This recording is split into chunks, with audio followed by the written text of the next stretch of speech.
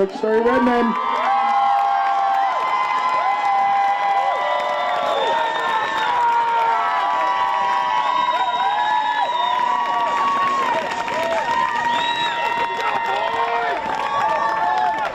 Welcome to Doucette Stadium for tonight's MIAA Division IV opening round playoff game between the number 13 seed 7-1 Bedford Bucks and the number 4 seed 6-2 Tewksbury Redmen.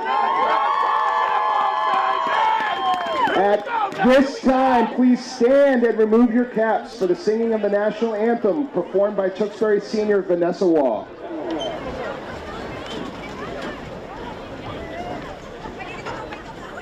Oh, say, can you see by the dawn's early light what so proudly we hailed at the twilight's last gleaming, whose broad stripes and bright stars through the perilous fight o'er the ramparts we watched were so gallantly streaming, and the rockets' red glare, the bombs bursting in air, gave proof through the night that our flag was still there.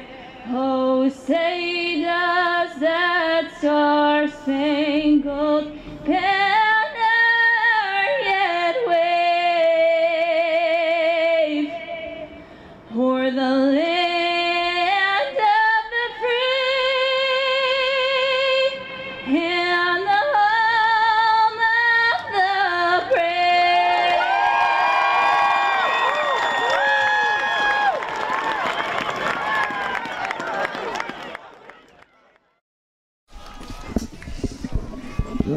Good afternoon and welcome to Doucette Stadium in Tewksbury, Massachusetts. Tonight we kick off the 2021 MIAA Division IV, round of 16. It's the number 12 seeded Bedford Buccaneers at the number 5 seeded Tewksbury Redmen.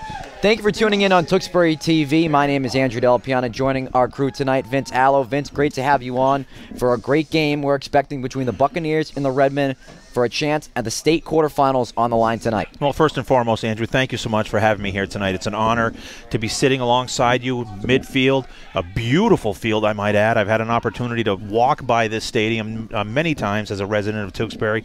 First time being here, absolutely outstanding. So a tip of the cap to the city of Tewksbury for putting on a great venue here.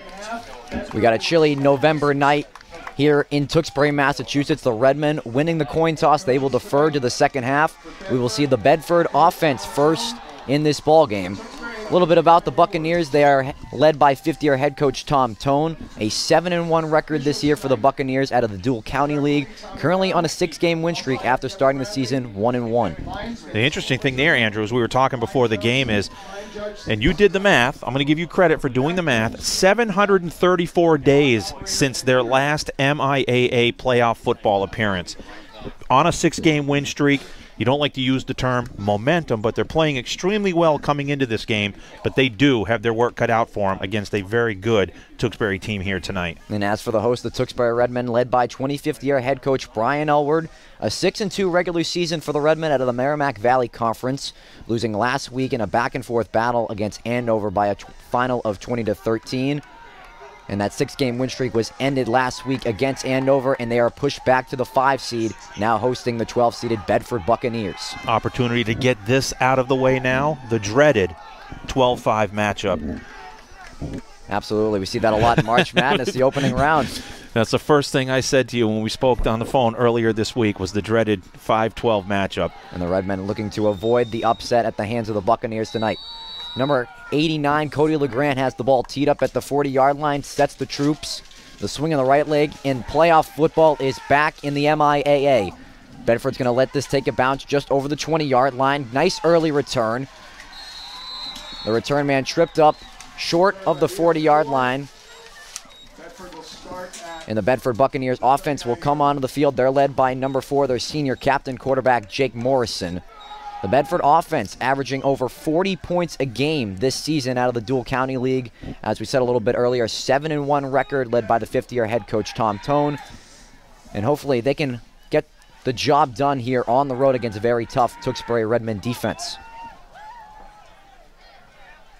Drive will start for the Buccaneers on their own 39-yard line. Morrison in the gun. Handoff right up to the gut to their top back, number 26, Eric Miles, getting past the 45-yard line for a 6-yard gain in second down. Yeah, if you're going to be running the football, which you're going to look to do early on, picking up 6 yards on first down is vital. And the Buccaneers like to run a tempo offense very quick to the line of scrimmage. Morrison rolling out to the left. The pass is caught along the sideline by number 2, Charles Naylor, and it's a first down for the Buccaneers now in Redmond territory. First down of the ball game. And speaking with Tewksbury coach Brian Alward earlier in the week, he talked about the spread offense of Bedford here tonight. That was a concern, and it was the first opportunity to see it on display here tonight. The Buccaneers right into Redmond territory at their 41. First and 10.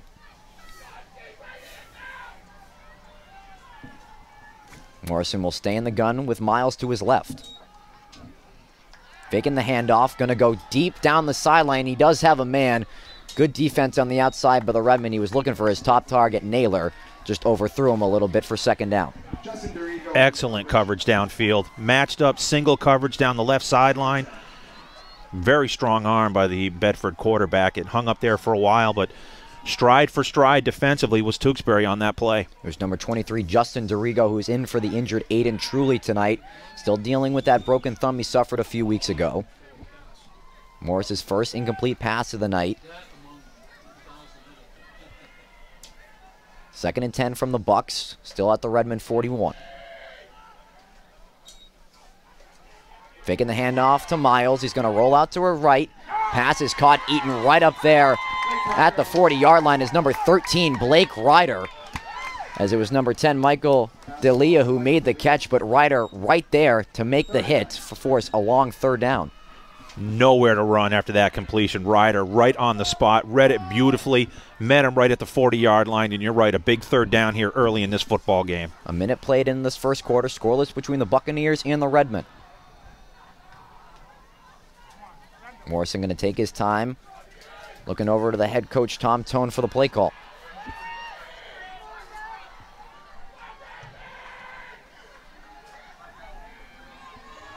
Delia being the motion man. 3rd and 9, pass caught over the middle by Naylor. He's going to be right at the marker, but they're going to give him forward progress, and the Buccaneers convert on 3rd and 9 to keep the drive alive. And Naylor is Morrison's favorite target offensively for Bedford. There defensively, right on the spot, was Michael Sullivan, but not before the Bedford first down. Bedford moving the chains, now at the 30-yard line. Quick snap, they'll give it to Miles up the gut, getting inside the 30-yard line, a short gain on first down. And if you're going to run, that was Conway on the carry. If you're going to run, you do want to run off that left side of the Bedford offensive line behind big 58. Number 26, Eric Miles, 21 touchdowns coming into this ball game for the Buccaneers just in his junior campaign. Gaining a gain about 2 or 3 for Bedford on first down.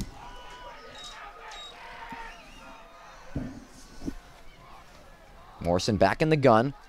Redmond bring 5 on the pressure. Faking the handoff to the right side, keeps it himself, getting inside the 20-yard line.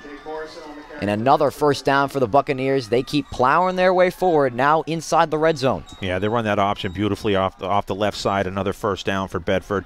And defensively, someone's got to step up on that line of scrimmage right now for Tewksbury and make a big play. The Buccaneers will stick to the gun formation. Faking the handoff to Miles once again. Morrison with the carry, but a flag coming in as he ran out to the left side. Flag right at the 19-yard line. Our head referee tonight is Tommy Brow. And this play should have been whistled down before it even started. A false start against the Buccaneers. Motion penalty on Bedford. 5-yard penalty. First penalty of the ball game. Always costly as the Buccaneers, pretty impressive opening drive here. So that foul will push them back 5 yards. 1st and 15 for the visitors.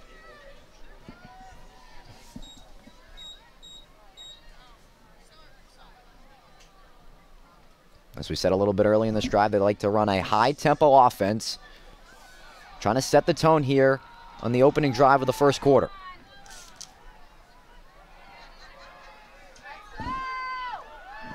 Morrison motioning his players. Miles getting the carry, slipping through, nearly broke through that hole to stay on his feet. And one of the Redmen tripped him up at the last second. That might have just saved a touchdown. Got that penalty yardage back now, back to the original line of scrimmage, just inside the 20 to the 19 for a 2nd and 10. Bedford will go trips right. 3 receivers at the bottom of your screen. Buccaneers sticking to the ground and pound. And able to get one of the Redmen to jump there. This will be an encroachment on the Redmen, and now the Redmen give those 5 yards back to the Buccaneers that they were penalized for. A little bit of penalty ping pong here in this first quarter. Opening drive scoreless. But the Buccaneers deep in Redmond territory. 4 minutes gone here in the first quarter. The Buccaneers now inside the 15, knocking on the door, 2nd and 5. Handoff, Miles up the gut, trying to squeak through the Redmond line. Had to get to the 9 for a first down. 1st and goal for Bedford. Ball's at the 8. And this will result in a 1st and goal for the Buccaneers. They were able to get inside the 9. 1st and goal from the 8.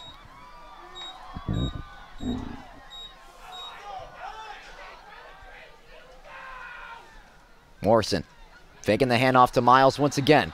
Goes up the middle, and he's going to go into the end zone. Touchdown Buccaneers. It's number 4, Jake Morrison, drawing first blood in this round of 16 matchup. A 10-play, 61-yard drive that was the opening drive of this ball game, capped off by Morrison, straight ahead from 9 yards out, and the touchdown. What a read option that was all throughout the drive, faking the go to Miles, and then Morrison taking himself, this time punching it in from 8 yards. The kicker is number 11, Nick Tarter-Zach, and the kick is good. 7:25 remaining in this first quarter. The Bedford Buccaneers striking first on the scoreboard. They are up 7-0 in this round of 16 matchup.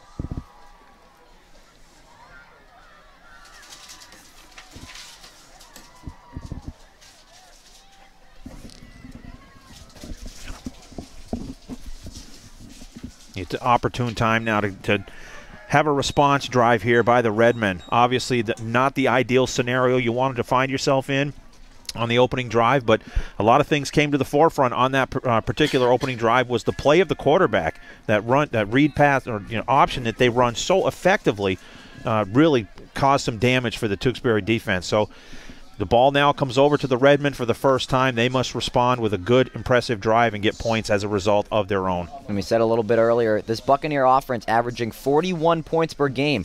Already 7 on the board on the opening drive to get some early momentum here in this road playoff game. The first score always being the most important here in the postseason.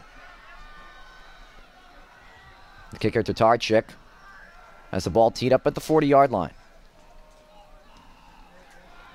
Ball sent through the air. Going to be short of the Redmond return man, and it's going to bounce out of bounds. That will warrant a flag. Flag on the kick.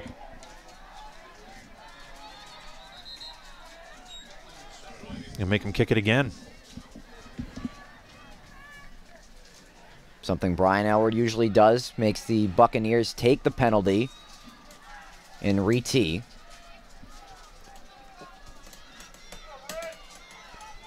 Get those 5 yards the other way. Allow for, what could be a good return on this kickoff here. But you're right, it is about momentum, and you get that first score of the road football game for Bedford. And the time is now for Tewksbury to respond with a drive of their own. So Tatarchik will have it teed up once again, this time from the 35 following the kick out of bounds penalty. Fleming and Arbogast back deep for the Redmen. This is a low line drive. It's going to bounce off the hands of Arbogast. Running out to the middle, stopping trying to get over the 20-yard line. Good coverage there from the Buccaneers following the penalty, as Arbogast had no room to run. Got it just across the 20, maybe to the 21. Good special teams coverage down there by the Buccaneers.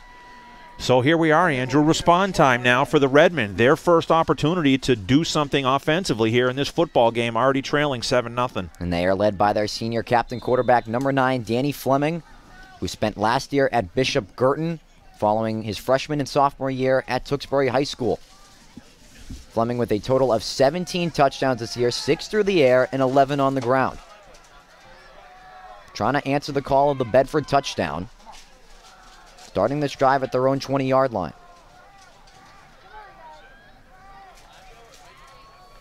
Redmond will stack the line to the left side. And Fleming's going to go up the middle, spinning off a few tackles, a late flag flying in after he got past the 25.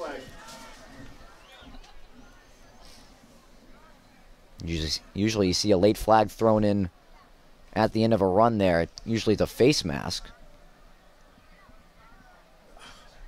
You called it. And that will be the call.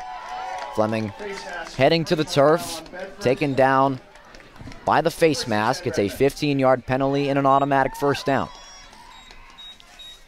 And for Fleming, the first carry netted about 5 yards on that first down carry. So even without the penalty, that's where you want to find yourself on a second down, is in that mid-range yardage to go, and that's where they found themselves. But the penalty pushes it outside the 40 to the 41. Fleming coming under center for 1st and 10. Now past the 40 at the Redmond 41. Now he'll come back in the shotgun. Same formation as the last play.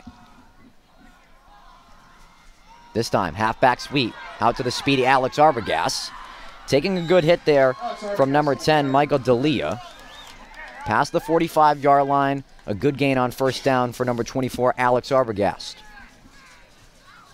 And Cole Kimtis, number 60, with a great block around the left end. That freed up the carry for Arbogast to get good yardage on first down.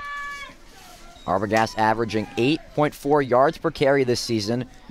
That was his 67th rush of the season. He's over 550 yards rushing for 7 touchdowns. How'd you like to pick up 6 yards and have it be below your yards per carry? That's a pretty solid number to have your season with. That's a great number. This time, Redmond, same formation, now with the line stacked to the right side. Arbogast to Fleming's left. Arbogast getting the call, this time up the middle, but he's eaten up there by number 52, the star junior linebacker, Jamie Buchanan. Tackle made by Jamie Buchanan, 3rd down. Yeah, they tried to run off the left side on that play, did not fool Buchanan. Big 3rd down. I know it's early in this football game, Andrew. Clock moving, 5:37 left, opening quarter. Bedford with that 7-0 lead, but a third down play, 3rd and 4, vital for the Redmen to convert in this opportunity. And the Redmen trying to get energy back onto their side following the opening drive touchdown by the quarterback, number 4, Jake Morrison. 5 out wide for the Redmen, 3 at the bottom of your screen, 2 at the top. Need to get to the Bedford 49 to keep the drive alive. Fleming, short little curl route. And this pass caught, and it'll be a first down. The whistle finally blows. As the Redmen do convert, he goes to number 3, Hunter Johnson, who had a 68-yard touchdown reception in the loss last week, getting enough yardage for that first down for the Redmen. Great pass right off the right side. Knew where the first down marker was, found the yardage, picked up a yard or 2 after contact for that big first down inside Buccaneer territory. It just takes those simple plays sometimes to get the yardage you need. Just need to move in 10-yard increments. Redmond now in Buccaneer territory at their 46. Hunter Johnson getting the carry, trying to get out to the left side. There's Buchanan again, showing off the muscles, taking down the Redmond backs early in this ball game. He gets to the 45 for just a yard. And Johnson had an opportunity to go back against the grain and go into the inside, and maybe there was a lane there, but that got shut down in a hurry.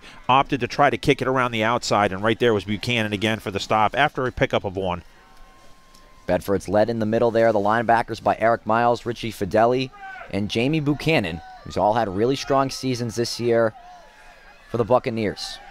In fact, Buchanan missed the first 4 games of the year, recovering from a preseason injury. Doesn't look to be stopped so far in the postseason.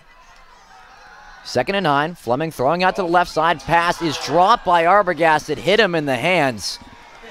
He might have been anticipating the hit from Naylor, but nevertheless a catchable ball there for Arbogast. That now is a 3rd and 9. Fleming laid that football out beautifully down the left sideline, right over the outstretched fingertips of the initial Buccaneer defender, split the defense. It just bounced off the numbers of Arbogast, and here we are again, second big 3rd down play of this opening drive to try to respond for the Redmen. Fleming returning to the huddle. As Vince said, another 3rd down here for the Redmen, converting on their earlier one in this drive.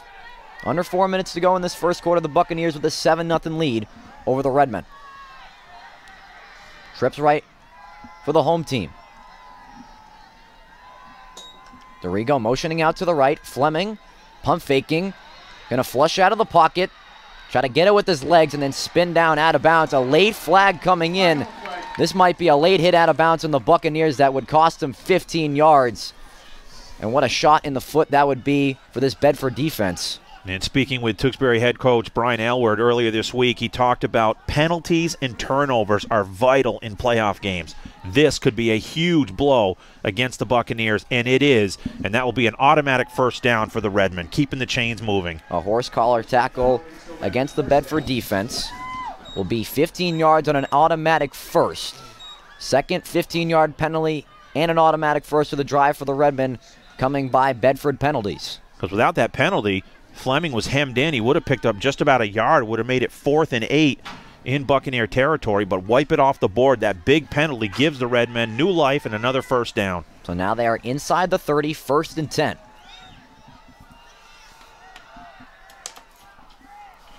Fleming taking the snap, running out to the left side, try to cut it back to the middle, spun down once again by Buchanan, who's had a great first drive for the Buccaneers. Lost a yard probably on the carry by Fleming. But you can see the monster impact that Buchanan has made in this ball game already. As I said a little bit earlier, missed the first 4 games of the year with a preseason injury. No sign of injury in this first drive for him. And he's got a great defensive name for football, Buchanan, you know. And he's certainly lived up to the name thus far in this first quarter with several big plays already for the Buccaneers. 3 minutes remaining in the first quarter. The Redmen trying to answer the Bedford touchdown. 2nd and 10 from the Bedford 28. Fleming, pitch, left side, Arbogast, trying to follow his blocks, stays in bounds along the sideline, then tripped up, but did a good job following the lead there up front by the Redmen offensive line. He's just going to be just short of the 1st down. Picked up maybe 9 yards on the carry. He tiptoed down the sideline to pick up an additional yard or 2, which puts him in 3rd and short. But you're right, Andrew. Tremendous blocking out on the edge by the Redmen offense along that left side. Allowed him to skip in behind that, pick up additional yardage, and here we are in 3rd and short. And that toss was a little bit behind Arbogast. He was able to reach back, bring it back into his body, and get 9 yards. And a short 3rd and 1 here for the Redmen. Fleming and the Redmen offense go I formation, and they're going to bring the big 67 Nick Wilson in at the fullback.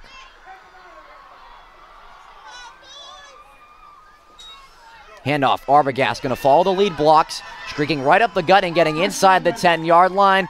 Great display of blocking by the Redmen offensive line. You saw it by Nick Wilson there. 1st and goal to go for the Redmen. Beautiful job along that left side, and Arbogast really wasn't touched until he was deep into the secondary. And the drive that Tewksbury needed to respond, they are getting here in this first quarter. And this drive taking a lot of time up in the first quarter clock as we're down to under 2:30 remaining in the opening quarter. And this will be the 11th play of the drive for the Redmen. They'll go back to the I, and they're going to bring Nick Wilson back to that same spot along with Justin Dorigo behind Wilson. Arbogast will get the call again, trying to follow his blockers. This time he sat down right around the 8-yard line once again. Might have even gained a yard for 2nd and goal.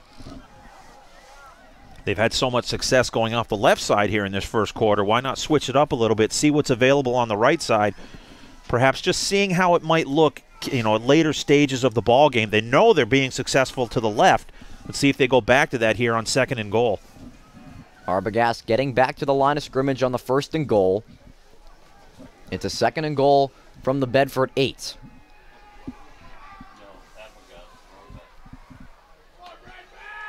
And that Buccaneer defense has been on the field. Here we are in this first period. This is now the 12th play of the drive. Redmond, same formation. 2nd and goal. Fleming keeps it himself, going to roll it to the right side, trying to get to the corner, putting his head down with that extra effort, and he's into the end zone. Touchdown, Redmond. What a run by Danny Fleming to make it a 1-point game. And Fleming had no business getting into the end zone on that. He just kicked it. He downshifted at about the 5, and he turned his sights towards that pylon along the right side of the end zone, and he kicked it into high gear, and he dove into the end zone. A great run by Fleming, capping off a 12-play, 79-yard drive for the Redmen. The 12th rushing touchdown of the season for Fleming, his 18th total on the year. Cody LeGrand on for the extra point to tie the game. And the Buccaneers jumping before the snap. Coach Elward is someone who does like to go for 2. Ball will be moved up to the 1, but he's going to keep the kicking unit on the field.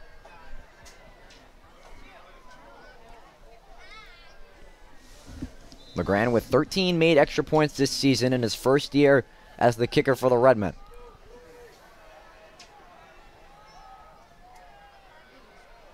Ball is down, swinging the right leg, and this kick is true.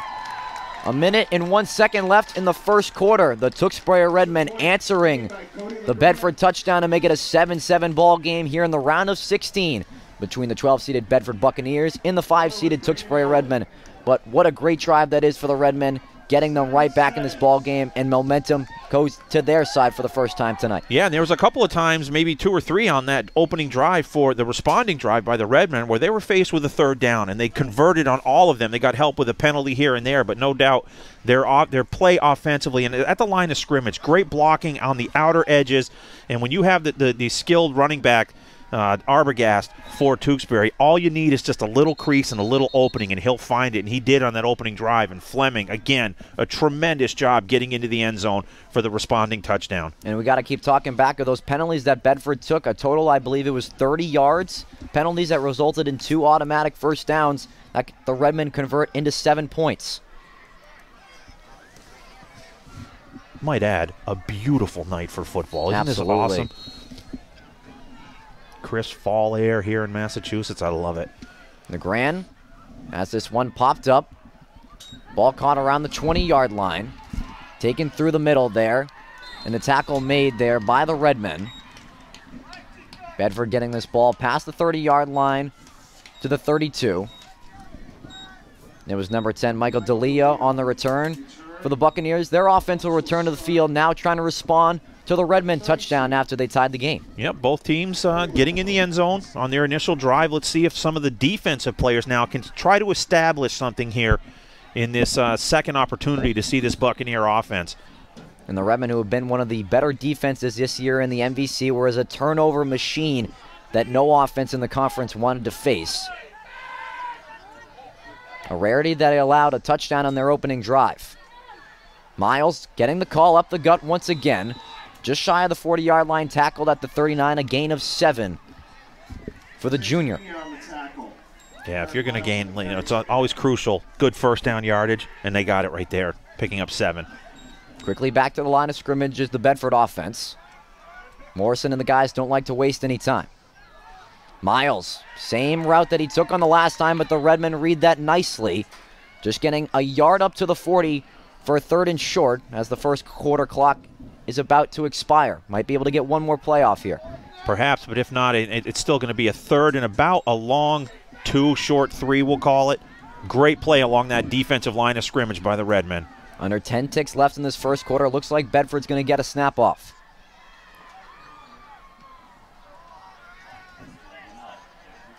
And now they take a look at the clock. It will expire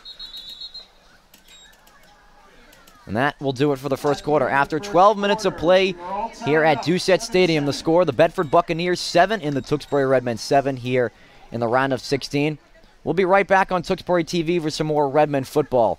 You're watching the round of 16 in the Division IV MIAA State Tournament. Stay tuned.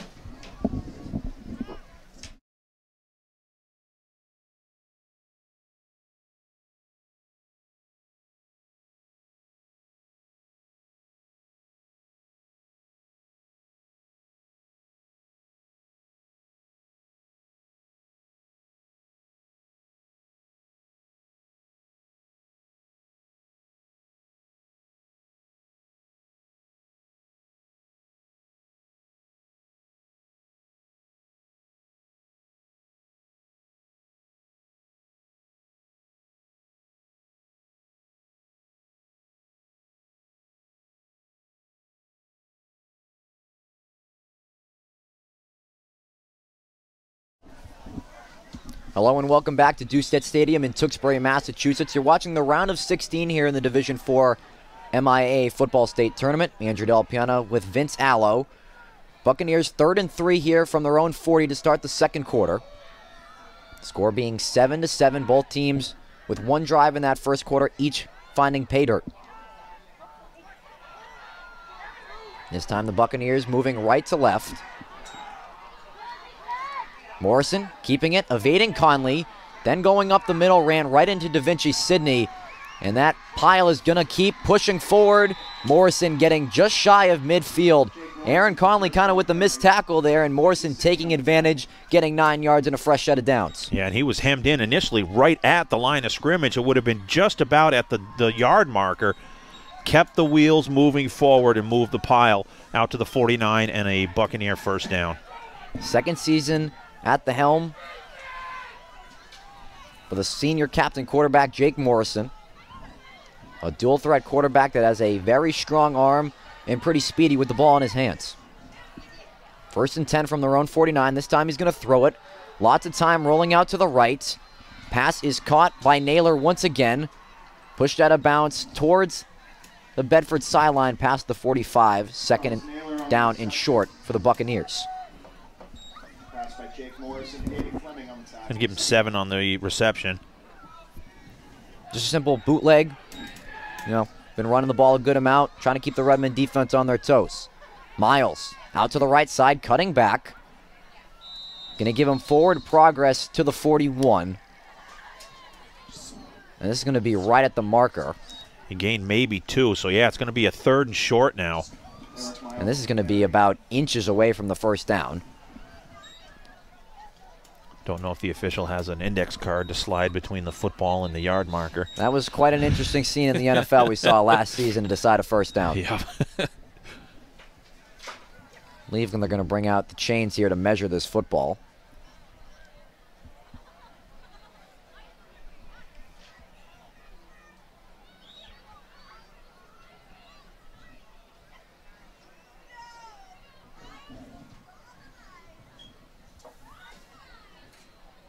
And the Buccaneers just going to be just short. It'll be 3rd and 1. About the length of a football, to be precise, yeah. Inches away from the first down. I think the Redmen are going to be forced to make 2 stops here because it's probably 4-down territory when it's with the short distance like that and the way that Bedford has been able to move the football here in the first half. It goes back to a comment made earlier in the first quarter about someone defensively stepping up and making that play for a loss of yards here on this 3rd and short. Ball marked right at the 41. It's 3rd and inches for the Bedford Buccaneers. They brought a pretty solid crowd in from Bedford, Mass tonight to cheer on the Buccaneers, trying to upset the 5-seeded Tewksbury Redmen.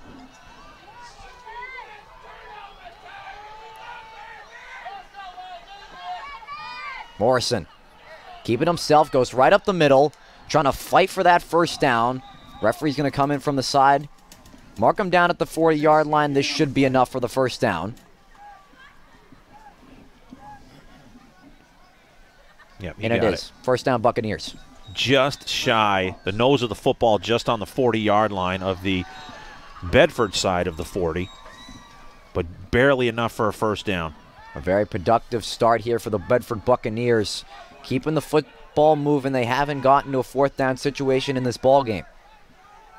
1st and 10. Fake the handoff.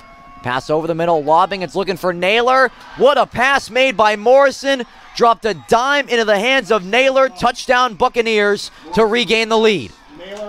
Beautifully thrown football down in single coverage. Naylor caught it at about the 5 in stride, waltzed into the end zone for the second touchdown of the ball game for Bedford. Relatively short drive by all standards here. Both teams with great opening drives in the first period. This here was a 7-play drive of 68 yards in length for the Buccaneers for the touchdown. It's Tatarchik on for his second extra point, and the kick is good. Just a little over 2 minutes played. Excuse me, under 2 minutes played here in this second quarter. The Buccaneers answering right back with a touchdown of their own, regaining the lead. It's now 14-7 here in the round of 16. Yeah, one of the concerns that Coach Alward had for Tewksbury coming into this ball game was the big play capability of Bedford, and we saw it on full display on that play for the touchdown. And here we are again now with Tewksbury with an opportunity to respond of their own. But at some point defensively, somebody needs to step up, make that play to get the football back to Tewksbury once the Buccaneers have possession of the football again. But vital responding drive opportunity now for the Redmen. And the Redmen don't want to be in a game where they have to go a shootout with the Buccaneers because, in fairness, the Buccaneers will win that matchup. The Redmen aren't one of those teams that can go down the field pretty quickly and put points on the board. As the Buccaneers 2 drives, 2 TDs, with a 7-point lead as the visitors and the 12 seed looking to upset the 5-seeded Redmen on the road.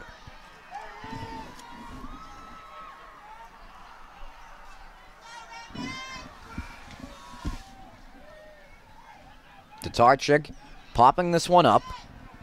This will be caught at the 25-yard line by number 39, Tyler Barnes. Barnes with some good speed out to the left side.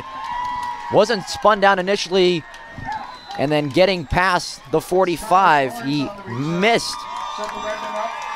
Got more off the hit of Tatarchik, and Barnes, an unlikely source there.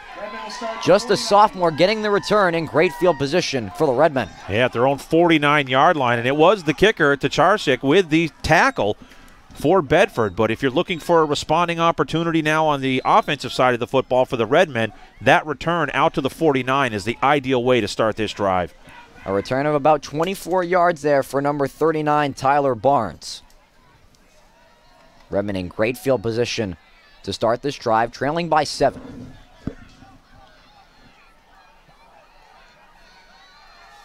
Fleming under center. Isaiah Penna, the motion man. Toss right side, Arbogast. Trying to get his blocks developing. And then taken down by a monsoon of players in white jerseys, but nevertheless getting past midfield. And he was lucky to get that yard. It's a great job of patience offensively for Arbogast. Really was hemmed in right at the line of scrimmage, waited for the slightest of openings to get to him, and he took it straight ahead for about 3 yards on that first down into Bedford territory at the 48. 3-yard run for Arbogast. Arbogast nearing 600 rushing yards on the season. He needs 45 to get past that mark. Already has 7 touchdowns as the star junior running back for the Redmen.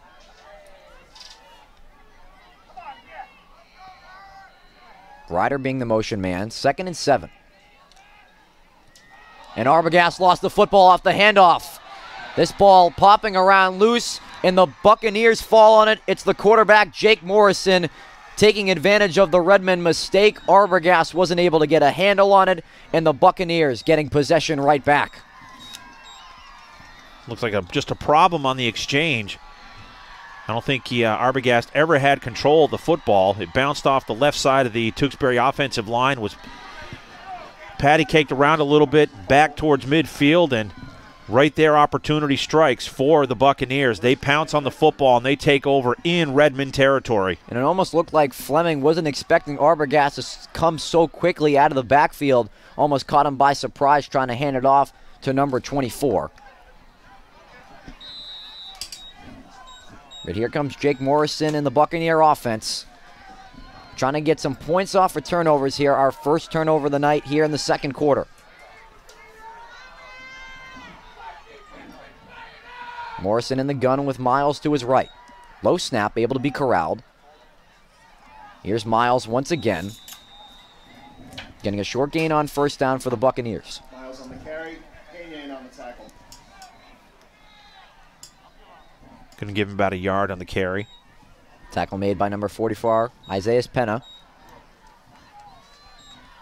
8:30 remaining in the first half. Buccaneers leading 14-7 over the Redmen. If you're just tuning in on Tewksbury TV, my name's Andrew Del Piano. Alongside me is Vince Allo.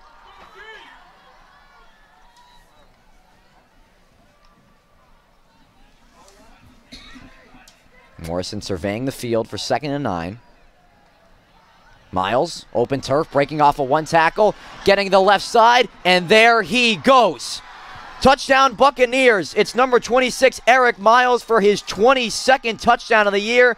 And just like that is now a 2-score ball game in favor of the Bedford Buccaneers. And he went off the left tackle. He got into the secondary. Nobody was home defensively for Tewksbury, and he downshifted at about the 30. He was gone. Just as you said, Andrew, there he goes. There he went into the end zone for the Buccaneer touchdown, and an early 20-7 lead with a chance to add to that with the extra point.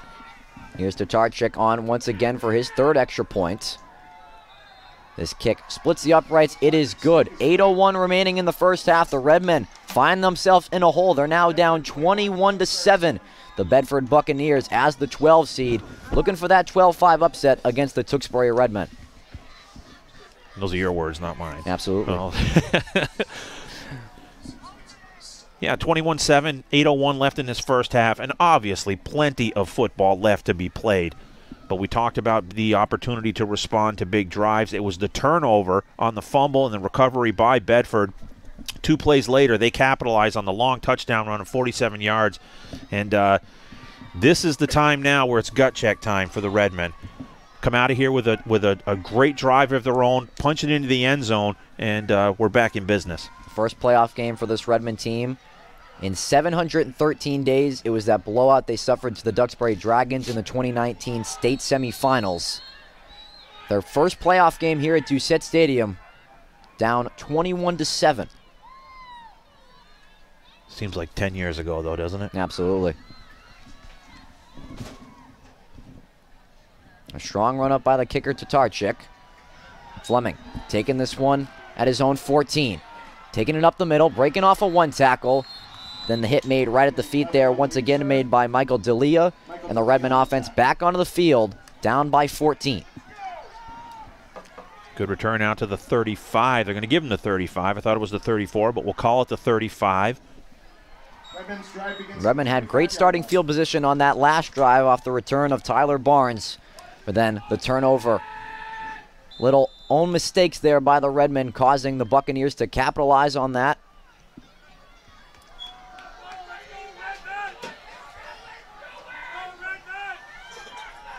A strong showing here, Friday Night Lights at Doucette Stadium, the round of 16 playoff matchup.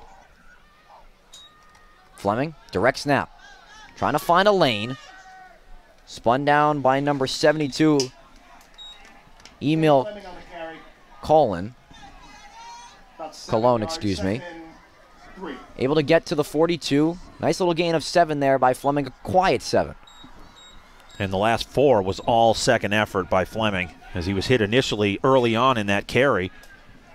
And again, so important just to keep the legs turning and moving forward, square your shoulders to the goal line and keep heading in that direction. And that's exactly what he did to pick up 7 on that first down. Entering the game, Fleming being the Redmen's top rusher. Pitch right side, Hunter Johnson. Little burst of speed there to the outside. Pushed out at the 47-yard line. But a first down for the Redmen to move the chains. Hunter Johnson for the sophomore on the carry. Hunter Johnson's had a great sophomore campaign, has over 100 rushing yards this year, 2 touchdowns in the season, including the one on last Friday night, 68-yard touchdown reception on a screen pass. And thinking into the second half, who gets the second half kickoff? The Redmen. Yes, they do. So this is the opportunity now to do that wraparound that we like to see so much in football, especially around these parts. And Brian Elward, that's his favorite thing about deferring the opening coin toss. Still a long way from that. 7-11 left in the second quarter. First down and 10 for the Redmen. Toss left side, Arbogast running out to the left side, taking a little bit of an odd angle and then pushed out of bounds. Getting past midfield, be down just about the 48.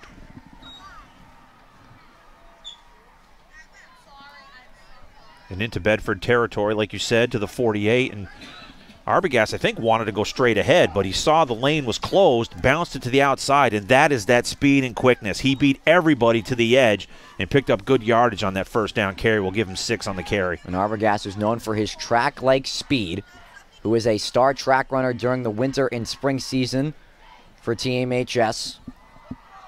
Has had numerous long touchdowns this year for the Redmen.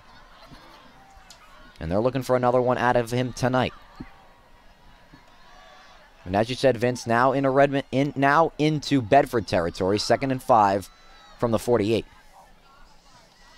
Fleming keeps it himself, following the blocks that push forward ahead to get him to the 40-yard line, maybe even the 39, but nevertheless another first down. Danny Fleming, what a great game he's having so far rushing the football. Absolutely. Great job along the right side of that offensive line for the Redmen. And great patience and vision by Fleming to give it enough time for the hole to open up. He took it straight ahead inside the 40 to the 39 and a Redmen first down. Fleming, who played as a running back his sophomore and junior season, trying to fill the quarterback role of the graduated Ryan Rometta, who's now at Husson University. Fleming, of course, not with the arm that Rometta has, but he does pose as a dual threat. 1st and 10 from the Buccaneer 39. Taking the handoff to Arbogast. Fleming following the blockers, tackled right at the feet. Once again by D'Elia, who's had a strong night, stopping Fleming right in his tracks. But Fleming, another great gain on first down. Large chunks of yardage for the Redmen offense. You got to credit that offensive lineman for the offensive line for Tewksbury. They're winning that battle at the line of scrimmage. The battle that's being lost right now is twofold. Obviously on the scoreboard, but more importantly, that is important, but the turnover is the category you want to get ahead in. But great job up front by that Redmen offensive line. The Redmen with 4 senior captains on that offensive line. One of the strengths coming in this year was their experience on the offensive defensive line. Trying to show it here in the playoffs. 2nd and 3 from the Buccaneer 32. Fleming keeps it himself again. Kind of tripped up there in his own feet. But again, Fleming keeping the chains moving after a short game. Arbogast a little bit slow to get up on that play, walking gingerly back into the huddle. And now moving towards the sideline. It looks like Fleming may have hit one of his offensive linemen or, like you said, tripped up over his own feet. But still, nonetheless, got the first down yardage, which is important on this drive here. With the clock moving, 4:23 left in this first half. I was just about to say that clock keeps moving inside 4:20. Fleming in the Redmen offense known for these long drives to take a lot of time off the clock. They like to stick to the ground and pound.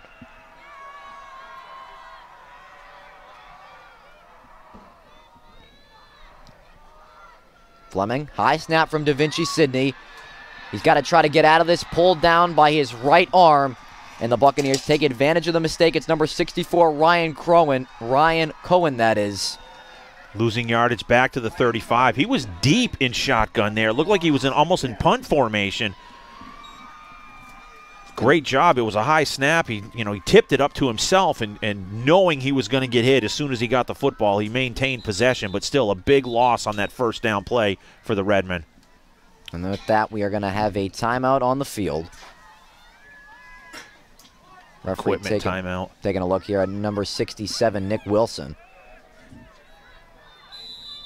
Yeah, as you said, Da Vinci Sidney, who is a all-conference last year in the MVC. Rarely do we see that bad snap from number 77 in the middle there. Sidney, the transfer from Malden High School, who came over during Fall 2 of last season. Loss of 6 yards for the Redmen, backing them up to the 35. Johnson, left side, trying to get around a tackle. He's spun down, and then look at that wave of Buccaneers there. Hunter Johnson with no room to go on that play. Jamie Buchanan along with others there to push Hunter Johnson back. The hole closed down in a hurry. It was there briefly, in the speed to try to get to the outside by Johnson just evaporated under that Buccaneer defense along their right side of the defensive line. And now what was a promising drive, is now going the opposite direction. And here we are on a 3rd and forever now for Tewksbury, back at the, what is now the 40-yard line of the Buccaneers. 2 plays, they lose 11 yards, 6 on the bad snap and 5 on the run loss by Hunter Johnson. The line to gain is the 18-yard line. The Redmen 21 yards away. Clear passing down. Fleming, lots of time. Going to air it out down the right sideline. Kind of a floater, and that pass is picked off. Michael D'Elia read it the whole way, and the Fleming turnover is now into the hands of the Buccaneers. Trying to throw that into double coverage and had the receiver open momentarily at around the 25-yard line, but the ball got hung up there, and D'Elia was there, read it all the way to make the leaping interception, and another turnover against Tewksbury here in this first half alone. A wobbly ball in from Fleming is the 2nd turnover of the night for the Redmen offense. Now with 2:03 left on the clock, the Buccaneers trying to make it a 3-score game, as the Redmen will have the ball to start the second half. Bedford, 3 drives, 3 touchdowns here in the first half. This offense has been chugging. 1st and 10 from their own 21. The touchdown recipient, Miles, on that last drive, taken down by Aaron Conley. Give him 3 on the first down carry. It'd be a 2nd and 7. And you wonder if now, if the Bedford offensive mindset changes just a little bit now with that 2-touchdown lead. Can try to eat a little bit of the game clock here in this first half. But still, they have that big play capability, and we've seen it on display already. 90 ticks to go here in the first half. Morrison taking a long time looking over at his head coach, Tom Tone. And with that, they are going to use their first charge timeout. Timeout on the field. Give us a moment. If you're just tuning in on Tewksbury TV, my name's Andrew Delpion alongside Vince Allo. Vince, strong showing from the Buccaneers here in this first half, leading 21-7, looking for the upset on the road here. They've done basically everything right that they could have done in the opening 23 or so minutes. Yeah, they're checking a lot of the boxes that you want to check on the road in a playoff game. They're obviously that high-powered offense, as I said a moment ago. We're seeing it on full display here tonight. But the 2 turnovers are vital right now, and they're coming back to haunt this Tewksbury ball club. Chance now, there's where they're on the long side of the field, but must hold in this situation here. They will get the football back to start the second half, so time for the coaching staff to make some adjustments in the locker room at halftime and see if they can regroup. And that first drive of the second half will be as important as this last drive of the first half. And you can think about how red hot the Buccaneers have been. Start of the season 1-1, currently on a 6-game win streak to get them to 7-1. While the Redmen were on a 6-game win streak and then losing their last game to the Andover Warriors last Friday night. Minute 21 left on the second quarter clock. 2nd and 7 for the Buccaneers from their own 23.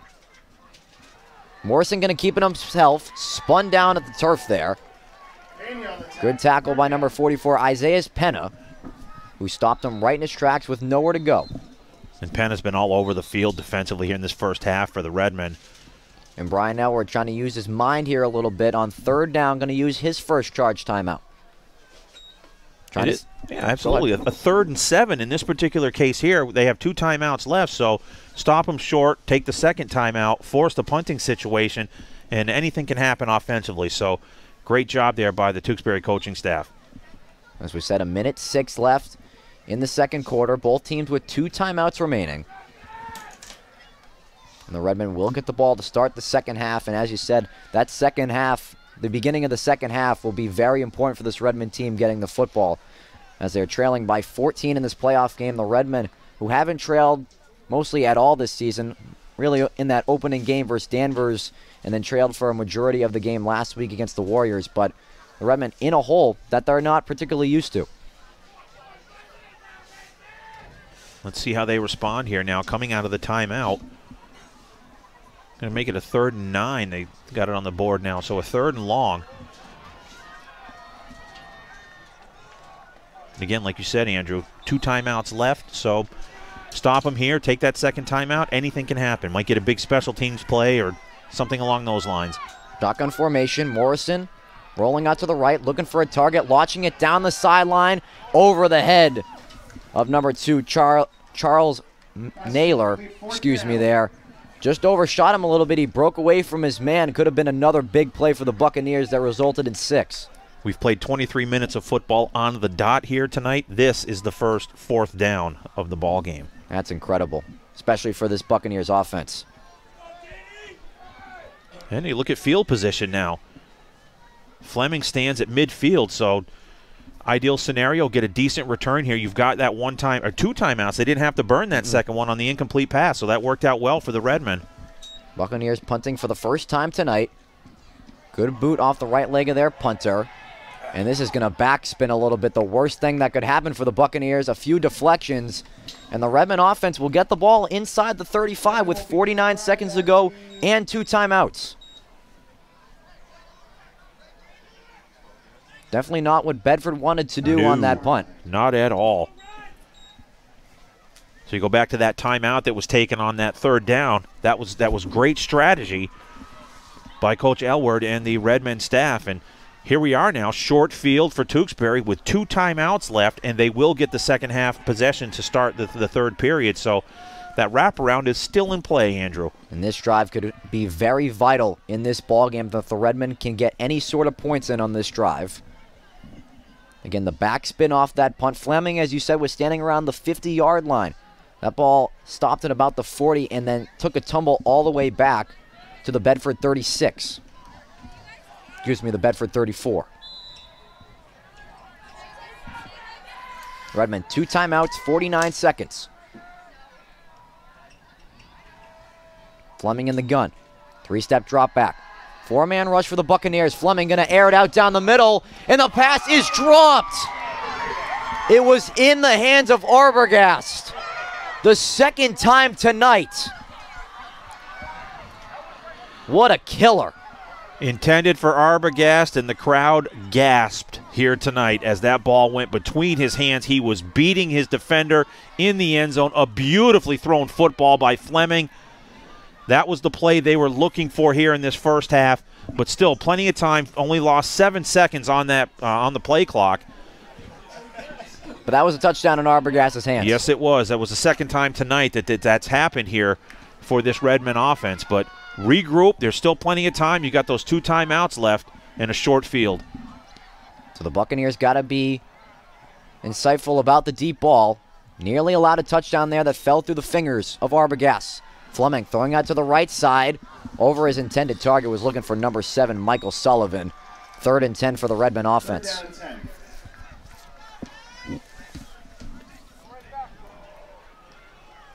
Well, you've got 2 downs to get 10 yards. That's what it boils down to here. With 2 timeouts, 2 downs, 10 yards. That's all that matters right now. And you can take another shot here at the end zone. I mean, Bedford, if they get the ball back with somewhat 25, 20 seconds left, they got a far field to go, so why not take a few shots? Yep. Nothing to lose here on the drive for the Redmen.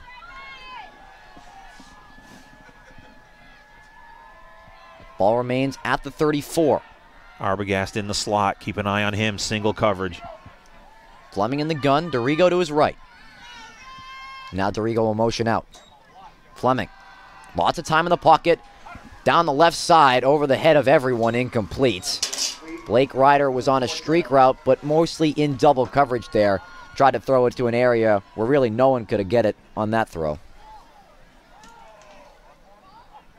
What will Coach Edward do here now with this opportunity? He's talking to Fleming right at the 40-yard line of Tewksbury, in front of the Tewksbury bench. 4th and 10. You go for the 6, or you go for the moving the chains? And they do have 2 timeouts in their back pocket, so if they want to get that first down, they're able to stop the clock. Of course, too far for a Cody LeGrand field goal. They're at about the 34 right now. So the Redmen, of course, going to keep the offense on the field. Fleming all by his lonesome in the backfield. And Tom Tone wants to talk things over. Timeout Bedford. He did not like what he saw as the Redmen came out in the trips formation to the right side on the right hash mark. I believe that was their second timeout, so they have one left here in this first half. Well, the question is, what is Coach Brian Elwer going to pull out of his bag of tricks here on 4th and 10? Whatever the trick is, it must result in 30 feet. That's all they need right now is 30 feet. And for those who aren't statistician, 10 yards. Is that 30 feet? 30 feet, yeah, right, you're good. I didn't have to Google it like you did with the... No, it's all right. I just blew up your spot. I'm sorry. I gave you all the credit in the pregame about doing the math yourself with the amount of days that have gone by for both of these ball clubs to be here in the playoff format. That's a simple thing we call Surrey nowadays. Yes, it is. Both teams returning onto the field following the timeout taken by the Buccaneers. I dare you to ask Siri what Siri would do in this situation. I don't know if she'd have the answer to that. She might not. Let's ask Coach Brian Elwer. Well, yeah, it's okay. We're about to find out.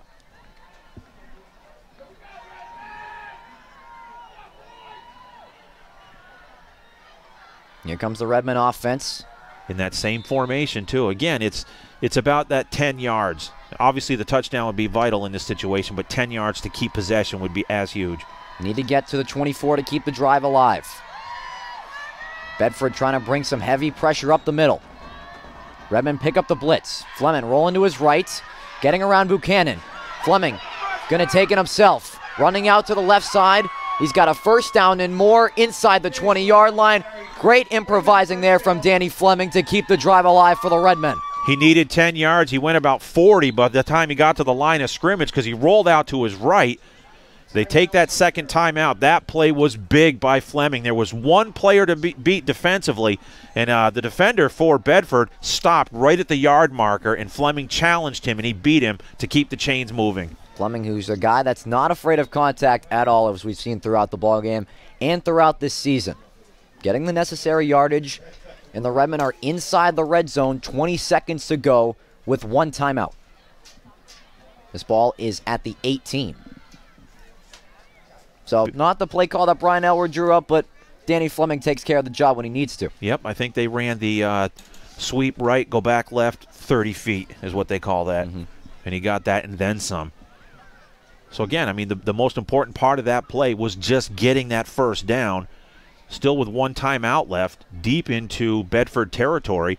A couple of opportunities to go back to the end zone. And I got to tell you, Arbogast, I'd go back to him. I would. That's just, you know, it's the way I'm wired. I get to give him an opportunity to redeem himself. And he's a player that doesn't make a lot of mistakes. We've seen him come up in so many big situations, I should say, this season. So many long touchdown runs for the junior. Maybe just some nerves here in the first playoff game. Needed to shake him off there, but hopefully his teammates can pick him up when he needs to. And that's not an easy thing to do. In the lights, at night, catching a 40-yard touchdown in the end zone. That's tough to do, but let's see what the Redmen do here coming out of the timeout.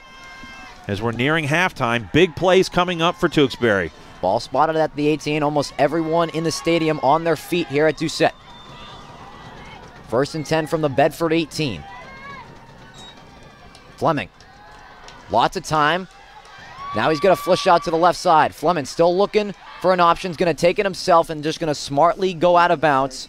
But that taking 8 seconds off the clock. Second down.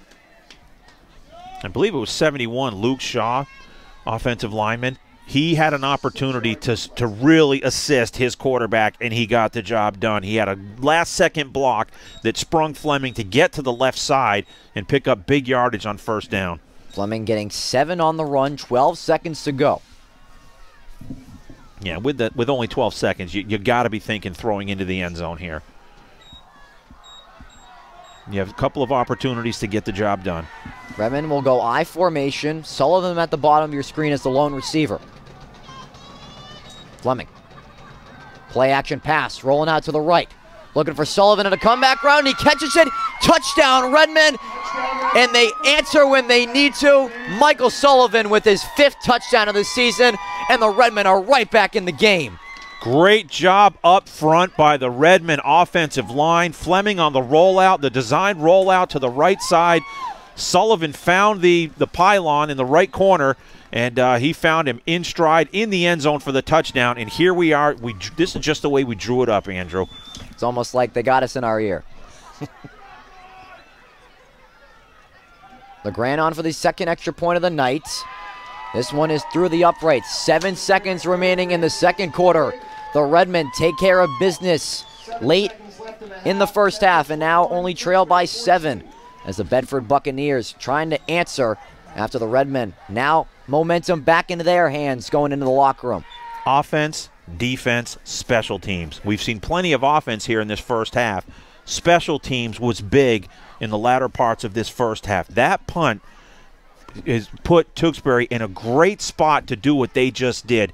You think back, Fleming was back at midfield. The ball took a fortuitous bounce for Tewksbury back towards the Buccaneer side of the field here. And from that moment on, it was a third and long, and they converted, and then a 4th and long they converted. So great job, again, up front by the Redmen offensive line, giving Fleming plenty of time to survey the field. Am I going to keep it? Am I going to throw? That last time he threw to Sullivan for the touchdown. We got a ball game. You got to think a great comeback route there by Michael Sullivan. Was running towards the corner, stopped on a dime at the last second to come back and find the football. Redmen's second touchdown of the night. Short little squib kick here made by LeGrand. Tackle made right at the 40 there. A gaggle of Redmen. Leading the pack there is number 39, Tyler Barnes, once again, along with number 1, Nick Tracy, excuse me.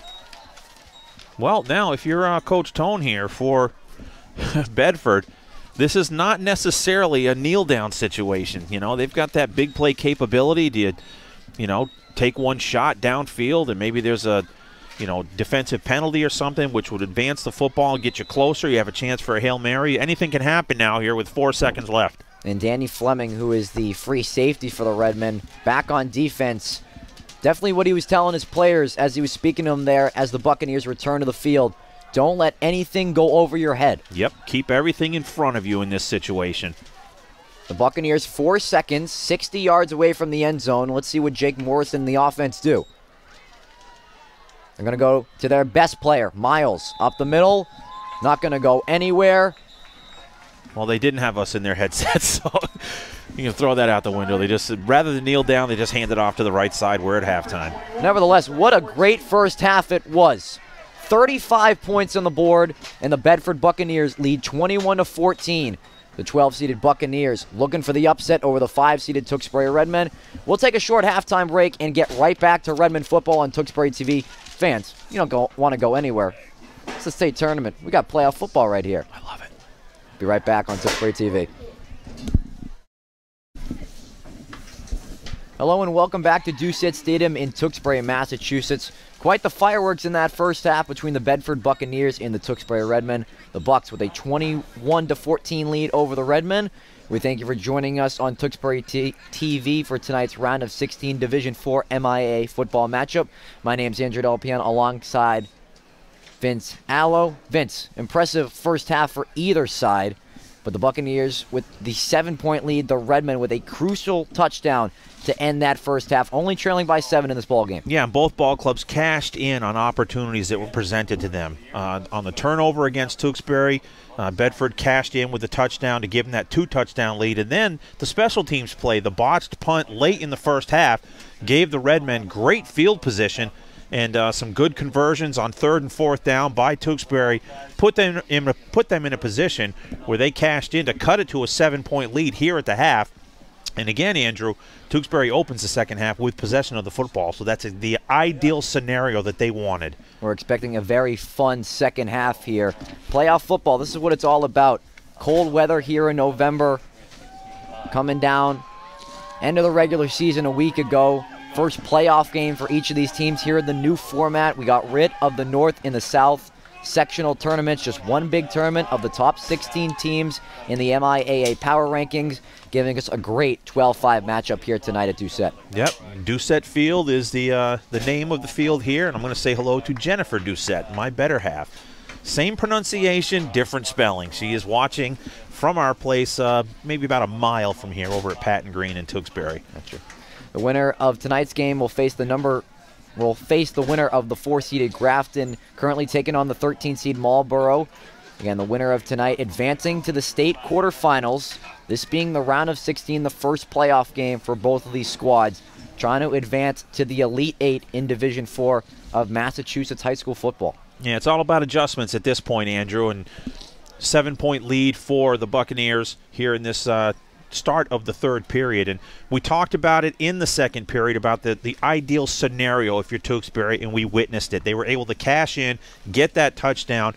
The pendulum of momentum had swung entirely from Bedford back over to Tewksbury, and here we are now. First possession of this second half. Let's see what the Redmen can do with possession of the football. Again, if you're just tuning in on Tewksbury TV, Andrew Del Piano with Vince Allo. Round of 16 here in the Division 4 MIAA football state tournament. The 12-seeded Bedford Buccaneers at the 5-seeded Tewksbury Redmen. Buccaneers will kick left to right with a 7-point lead in their back pocket.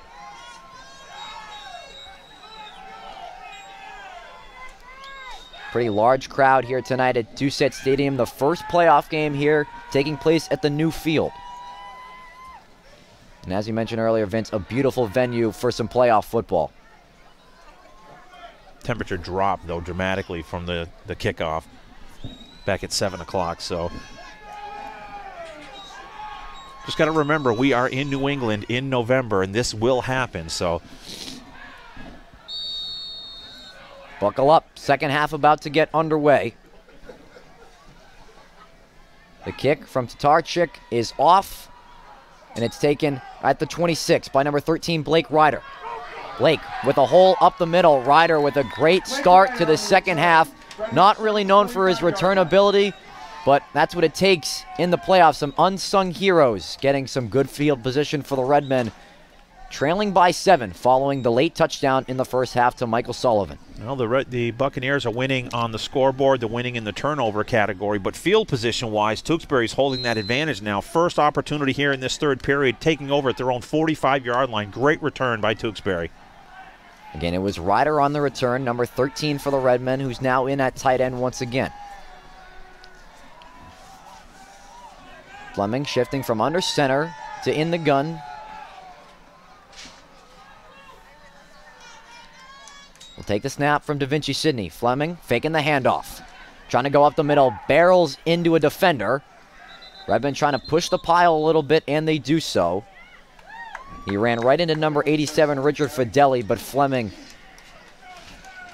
he really goes head-on into everything, not afraid of any contact. Yeah, speaking of contact, he took the first contact about 3 or 4 yards into that carry, and like we saw in the first half, kept the legs going forward. Got some help from his red friends there, and they moved the pile for a 5-yard pickup on first down right at midfield. Fleming had 11 carries for 58 yards for a touchdown in that first half, getting him over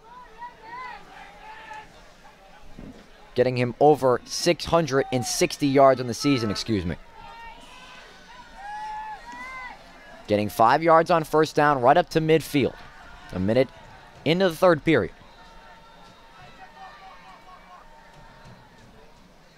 Fleming, direct snap. Tripped up a little bit there at the line of scrimmage and then pulled back by Buchanan. They're going to give him forward progress up to the 47 for a gain of 3 yards. I'm giving 3 on the carry, and there's Buchanan again. We called his name early in this ball game. Kind of silent as the first half wore on, but a big play there on second down for the Buccaneers. And here we are, third down opportunity for the Redmen across midfield at the 47, between the 47 and the 48-yard line of Bedford. No new territory for the Redmen. Late in that first half, converting on a 4th and 10, which led to the touchdown to make it a one-possession game. The Redmen just need 2 yards on offense. Pitch, left side, Arbogast. Trying to get that yardage. He's going to be just at the marker. Needed to get to the 45. They're going to mark him just over the 46 and shy of the 45. 4th and maybe the length of the football again. Pitch came to Arbogast around the left side. Had the hole initially, but the white jerseys representing the Buccaneer defensive unit closed that down quickly. putting us in now a 4th down opportunity for Tewksbury. They must convert on this drive here. And I wouldn't be surprised if the Redmen go with the Covenant Danny Fleming QB sneak that we see a lot from the 1-yard line. Just needs a few inches. Fleming, as I say so, does the QB sneak and gets the necessary yardage. First down, Redmen. Yep.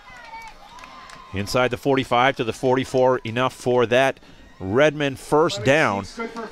Keeps the chains moving.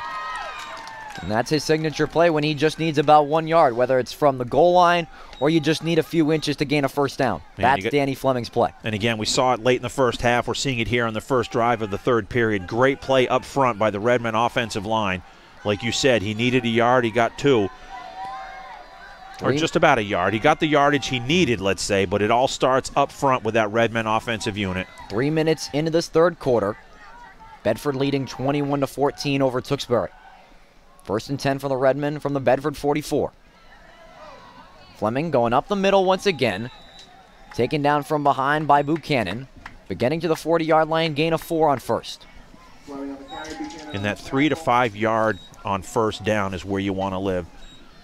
Obviously, additional yardage would be better, but if you're continuing to move the football, which Tewksbury is doing here in this 3rd period, great way to start that first down on the carry straight ahead. Fleming entering this ball game averaging about 5 yards per carry and basically does that on about every single carry that he gets. 5 out wide for the Redmen. Trips at the top of your screen. Fleming throwing out to the right side for Hunter Johnson. Evading 1 tackle. Getting past the 40. Hunter Johnson still on his feet, then spun down by Buchanan. But a flag coming in on the far sideline. Let's see what head ref Tommy Brow has to say.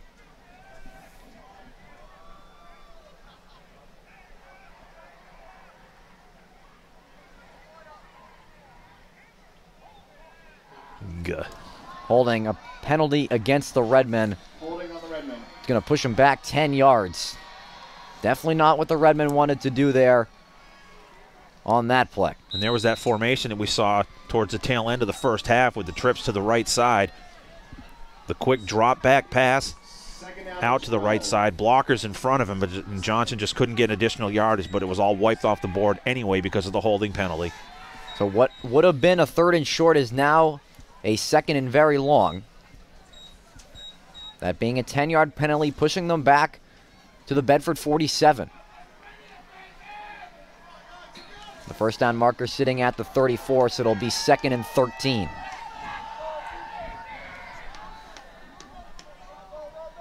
Fleming in the shotgun. Trips left once again. Gonna fake the screen. Pass caught by Blake Ryder at the 40-yard line. Taking a few Buccaneers defenders with them past the 35. What a great catch and run there by Blake Ryder. He took about 4 Buccaneers defenders with him for a first down. Needed about 12, got all of it on that play right there. Extra effort after the catch to pick up that first down yardage and pushing the pile from behind with help from his teammates there. Great play on that on that long yardage needed. They picked up the first down. And that play was a little bit of foreshadowing there. First time they did the screen pass, they threw it out. This time Fleming faked the bubble screen and then went over the middle for Blake Ryder. And the Redmen wiping off the holding penalty and getting a first down right at the 34. High formation. 6:30 to go. Fleming faking the pitch. Now going to take it out to the right side. Putting his head down. And then taking a strong hit once again from Michael D'Elia. Looked like a busted play there, Andrew. Alex Arbogast looked kind of confused there, like, hey, I should have got the football on that pitch. Fleming saw a defender nearing, decided to keep it himself. Might have been the smartest decision of the night for Fleming. Yeah, he got a little bit out of what could have been nothing and could have been a loss of yardage on the play. Managed to pick up a couple, maybe just about a yard, just over a yard on that first down carry. So heads-up play by Fleming just to get positive yardage out of a busted play. Gain of a yard for Fleming. 2nd and 9 from the Buccaneer 33. Redmen offense in a groove right now, down by 7. Arbogast, he'll get the call this time, trying to bounce it to the outside, and the Buccaneer defense says no. Buchanan. We've called his name all night long, able to get Arbogast down to the turf for a short gain. Early on in that play, it looked like it had potential, but Buchanan has the innate ability to squash runs quickly, and he did it right there. Arbogast had potential to get to the outside around the left side, shut down immediately. Now we're in a 3rd and long. And the crazy thing about Jamie Buchanan, he is only a junior. Not good. Not good for any offense next year in the Dual County League. So a gain of a yard for Alex Arbogast, 3rd and 7. Ryder the motion man. Pitch to Arbogast, throwing it back. Here's a double pass out to Fleming. Has some blockers from Nick Wilson. Fleming with some open turf. Cutting it back. Fleming still on his feet, and he's into the end zone. Touchdown, Redmond. What a play to tie the ball game. Unbelievable. They go to some trickery there and get the touchdown. Oh, my goodness. What a play call and a run by Danny Fleming for his 3rd touchdown of the night. And I didn't get to see who the offensive lineman was out there. It was Nick Wilson, number 67. Great job by Nick Wilson, all alone on an island making the block downfield. And the Grand to tie the ball game. The kick is good. The Redmen have 14 unanswered points. And look at the energy on the Redmen sideline. We got ourselves a tie ball game with 4:38 to go in the 3rd quarter. And you think back, it was 21-7. And a lot of big plays have transpired since that point. And you can look back to perhaps the way that Bedford mismanaged the clock a little bit in the timeout situation, and a great timeout situation in management by the Tewksbury coaching staff. Put them in an opportunity to cut the lead to 7 at halftime. First possession of the second half. We are tied. Just wow. What a play call by the Tewksbury Redmen. It went Arbogast to Sullivan to Fleming, who took it the rest of the way. As you're able to mention, Nick Wilson, an incredible block to hold his ground, hold his man the whole way to give Fleming enough room on the sideline, able to weave it back, and a touchdown for the Redmen. He held his block. He didn't hold his defender. Exactly. Thank goodness he didn't. He did the former, not the latter. Well put there, Vince. Well put. A lot of times the offensive linemen don't get the credit that they deserve. Wilson, A+. Great job. A little bit of an onside kick here for the Redmen. That's going to find the hands of number 1, Owen Brazzi. Right place, right time there for the junior number 1. That does give Bedford ideal field position here to start their first drive of the second half. The Redmen trying to catch them napping there following back-to-back touchdown drives. We talk about how crucial that deferring the opening coin toss was. They score late in the first half and now draining so much time off of the 3rd quarter clock. There's 4:38 after one drive. And that was a 10-play drive by the Tewksbury offense. So at some point, that Bedford defense is going to start to wear down, and we may be seeing it already. Bedford, first time on offense in quite a while. They got a 1st and 10. Miles is spun down. A big tackle made there by number 56, Jack Donovan. Miles had a lot of open turf if Donovan wasn't able to get him down, but he was. Picked up 8 on that first down. Getting past the 45 into Redmond territory. As Vince said, a gain of 8 yards for the Bedford Buccaneers.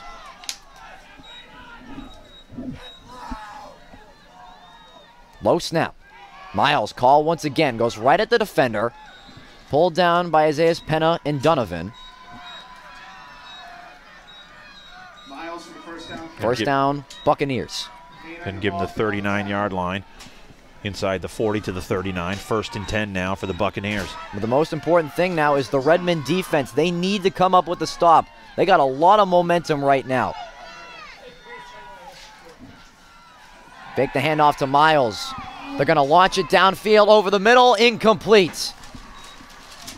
Had his top target, Naylor. Jake Morrison, another beautiful ball over the middle of the field. Cam Kearney there defensively, downfield, single coverage in the end zone. Nicely thrown football, a little bit too long, but great defensive coverage way in the secondary by the Redmen. So the Redmen catch a break once again. Morrison a little bit long on that toss. Got a good arm. Really does. We've seen a lot of good throws from number 4 tonight.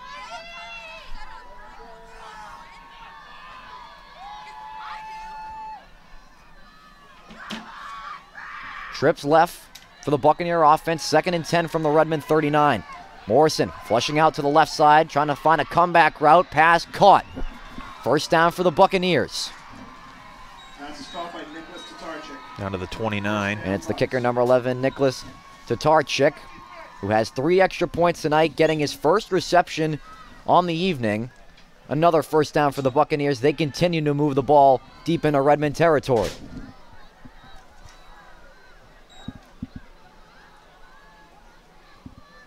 The drive stays alive. 1st and 10 from the Redmond 26. Going up the middle again, taking a few defenders with him, is a Buccaneer runner. Cole Kimptis on the tackle. It was Miles. Pulled down at the end there by the senior captain, number 60, Cole Kimptis. 2nd and 2. Good pickup on first down. Picked up 8. Redmond trying to get a late substitution off here. They do.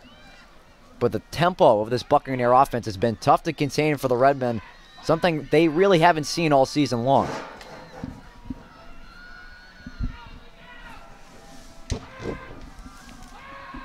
Second and 2. Redmond blitzing this time. They got Morrison in the backfield and they take him down. Danny Fleming Tackle for a loss. read that play like a book, and a loss of yardage for the Buccaneer offense. One of the few times tonight that they've lost yardage on a play. Yep. And the counterpart on the other side of the football, Fleming there defensively for the Redmen, was not fooled.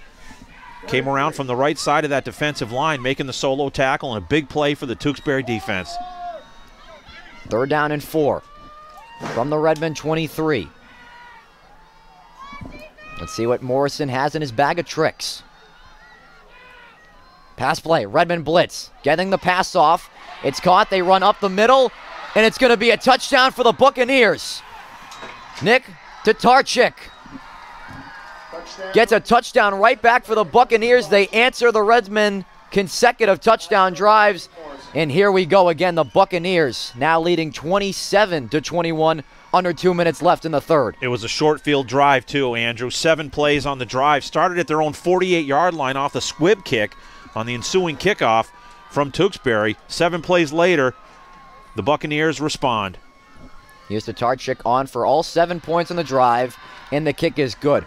But the perfect play call, the Redmen sent about 7 to 8 players on that blitz. The quick little screen pass out to number 11, Tatarchik, and they put another 7 on the board. 28-21, 2 minutes away from the 4th quarter. What a game so far. Yeah, the seesaw continues now. The momentum pendulum has swung back over to Bedford. And let's see how the Redmen respond. They've responded all night long here. They're in a position now where they have to do it again and answer with a touchdown drive of their own. You got to admit, this high-octane offense of the Bedford Buccaneers has been fun to watch tonight. Yeah, without question. They've really, really bottled up the Redmond defense, giving them several different looks. And they have the speed at the skill position, and the quarterback is accurate throwing the football downfield. So they can hit you in a number of ways, and they finished that drive off very effectively. So Tatarchik with all 7 points on the last drive will send it away to the Redmond side of the field, trailing by 7 once again. He had all the points, and I didn't start him tonight. It would have been quite the fantasy player to put in. Man. It's a great utility player. A line drive kick. It's going to go to the back of the end zone for a touchback. Quite the boot there from number 11, the junior. A lot of confidence following the 7-point drive, and then a line drive boot for a touchback. And then he'll stay on the field and play some defense for the Buccaneers. Touchback, the Redmen will start at their 20-yard line. 1st and 10. So out come the Redmond offense once again. Find themselves trailing by 7 points. They haven't led once tonight. Yep, they've tied it up, obviously, at 21 here in this 3rd period, but they've been playing from behind for the most part here the entire ball game, and they've done it effectively. They just need to keep that going And then on the defensive side of the football, when it comes to that, they got to make big plays. We'll start the drive at the own 20-yard line. 1st and 10, Fleming. Screen pass out to the left side. Michael Sullivan pulled down nicely there. Michael Sullivan on the reception. As it was number 2, Charles Naylor, in the open field to make the tackle. Give him 4 on the first down. Sullivan with that big touchdown back in that first half. In that right side of the end zone. And if you're just joining us on Tewksbury TV, my name's Andrew Del Piana, along with Vince Allo. 1:20 to go here in the third quarter. The 12-seeded Buccaneers leading by 7 points over the 5-seeded Redmen. We're at Doucette Stadium in Tewksbury, Massachusetts on a chilly November night with some playoff football. Fleming, gun formation. Keeping himself. Fleming, open turf up the middle, weaving back towards the center of the field, past the 30-yard line. And it's enough for another Redmen first down. Xavier Ruiz with a shoestring tackle there on Fleming. Prevented him from getting additional yardage, but he did get enough for that first down to the 31. 7-yard gain for Fleming, who's had quite the night, both passing the football and rushing the football. And even receiving the football. He had a receiving touchdown on that beautiful 3rd touchdown of the day for him.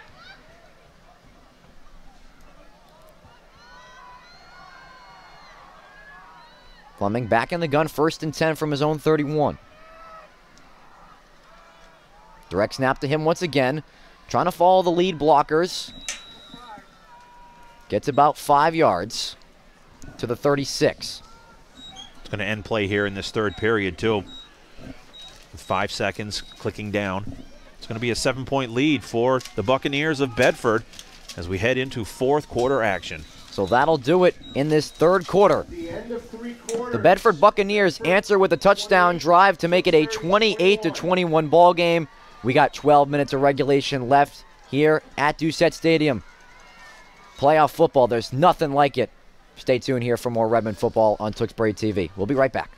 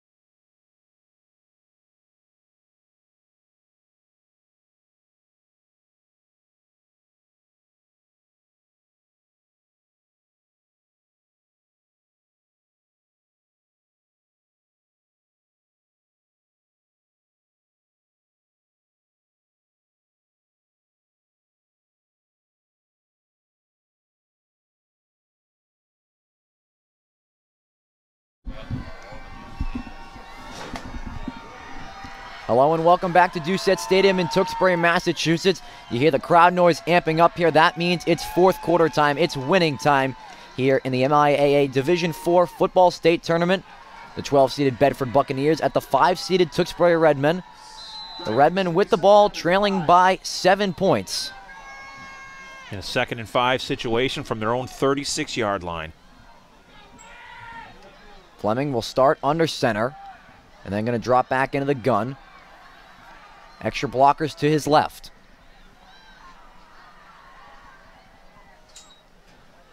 Fake the handoff to Arbogast. Fleming taking himself. Lots of room. Upended there by Tatarchuk, who's had a good sequence of minutes here for the Buccaneers. But Fleming, the yardage he's gained tonight has been so crucial. Another first down to move the chains. Yep, got out to the 44-yard line, upended right there. He had potential to pick up additional yardage, but still, the important yardage was already gained at that point for the first down. And Tatarchuk, he doesn't look like your average kicker. No. Upending a pretty big quarterback in Danny Fleming.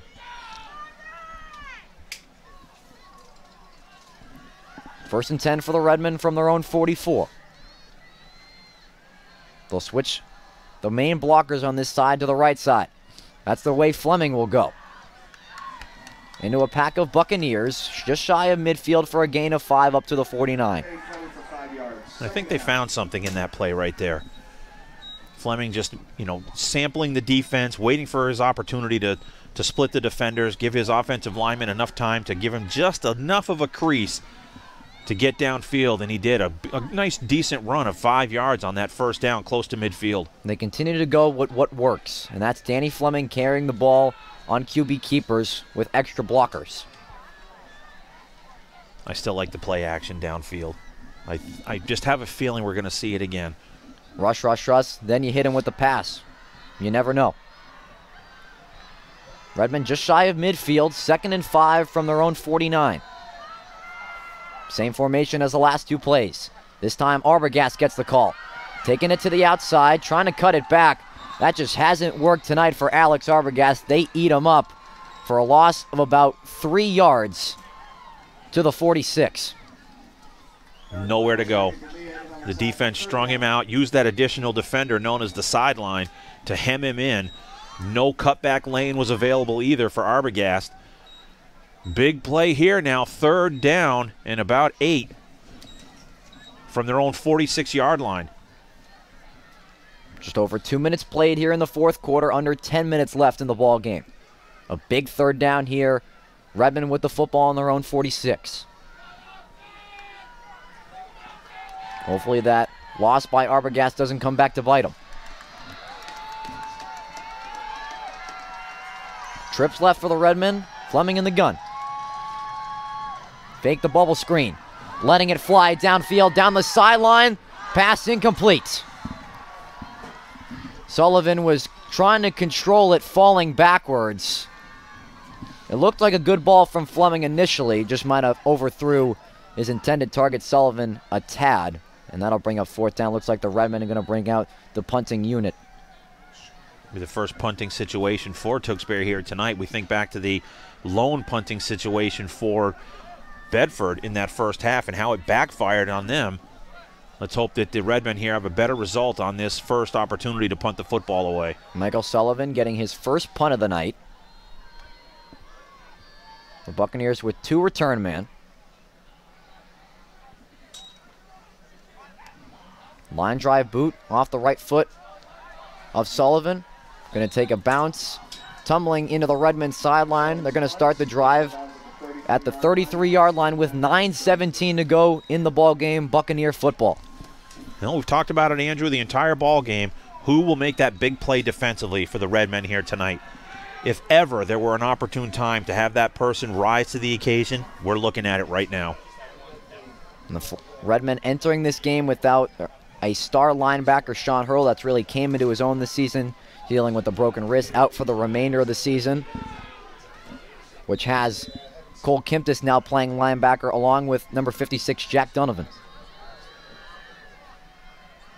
Morrison and the offense return to the field. Starting the drive at their own 33, 1st and 10. Miles up the middle. Takes a good hit right in the middle there from Fleming. Got a good gain on 1st down past the 40-yard line. We got an injured Buccaneer at the 35. Tough to see who it is as they're rolled over on their back. As the Redmond trainer, Chris Mahana, goes out to attend the injured Buccaneer. Still don't know who it is on the field, but right there at the 35-yard line, one of the linemen. When play will resume, it was an 8-yard pickup on that 1st down for the Buccaneers, so a 2nd and short. 9:06 left here in this 4th period, a 7-point lead for Bedford, 28-21. After Tewksbury tied it at 21 on their first possession of the second half. And it's able to give both teams a little bit of a breather here with an injury timeout. And he's getting to his feet. It was number 72, Emilia Colon. Good to see him walking under his own power, though, back to the sideline. It could be a cramping situation. Usually a problem in the heat. Mm-hmm. Or when you get to be my age, Andrew, it happens when you change your mind. You just you crank up. Back to the action, 2nd and 2. From their own 41 is the Bedford Buccaneers. Nice run on first down by number 26, Eric Miles, who has a touchdown in the game.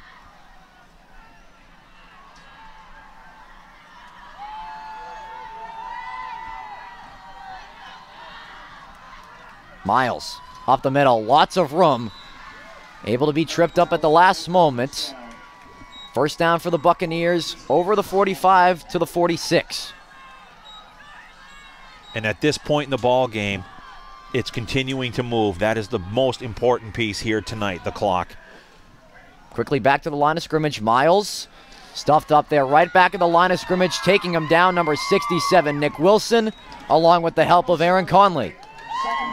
Wilson with that big block on the touchdown run and a big play defensively here. Hit right at the line of scrimmage.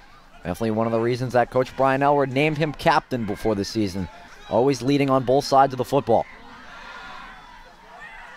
And Coach Tone for Bedford in no hurry at this point, using the clock to his advantage. No gain of yardage on the last play for Miles. 2nd and 10 for the Buccaneers. Redmond, here's the blitz. And they take down Morrison. And he just got back to the line of scrimmage as Miles did on the first down. Smart play calling by the Redmond defense. It was Steve Kasperzak who was the defensive coordinator for the Redmen. Yep, he pulled the right string there. The run blitz on that 2nd down brings up a 3rd and 10. Big play here in this ball game. They have to get Bedford's offense off the field. Shotgun formation. Morrison flushed out to the right. Gonna let it go. Pass. Nearly intercepted. It looked like from our angle, Fleming pulled it in. But the most important thing is the pass went incomplete. It's now 4th down. Lots of things accomplished there. Great play defensively. Stops the clock as well. 7:13 left in this 4th period. And I think the offense is staying on the field. Absolutely. I was about to say that the Buccaneers going to send it away, but quarterback number 4, Jake Morrison, is coming under center and now back in the shotgun. The Buccaneers are going to go for it. Who has the play defensively for the Redmen? A big 4th down here. Bedford needs to get to the Redmond 44. Nope. Up, and it is a punt. Morrison, who also has quite a bit of a leg as it seems. This ball going to be touchdown right at the 23-yard line. So the Redmond defense, they come up big, get the offense back onto the field with 7 minutes and 3 seconds to go in regulation. Full allotment of timeouts, too, for the Redmen here in the 2nd half. Fleming, who nearly intercepted Morrison's pass on the last play, leading the offense back onto the field, trailing by 7 points, trying to avoid the 12-5 upset. The winner of this game will take on number 4 Grafton or number 13 Marlborough, I should say, in the state quarterfinals. Grafton in control of that game, as we last saw, leading 29-7 in the 3rd quarter.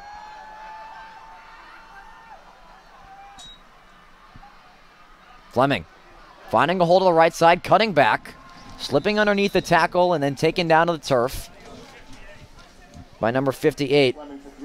It's Chris Puelli, the big lineman listed at 6'5", right in the middle there for the Buccaneers.